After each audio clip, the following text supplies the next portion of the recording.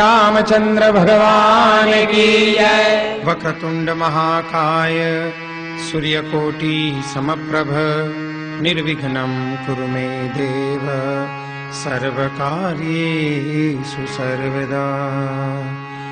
विघ्नेश्वराय वरदाय सुरप्रियाय लंबोदराय सकलाय जगद्हिताय नागाननाय श्रुतियज्ञविभूषिताय गौरीसुताय गणनाथ नमो नमस्ते।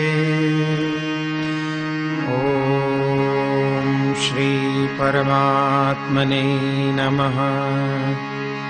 प्रणवौ पवन कुमार खलबन पावक ज्ञान धन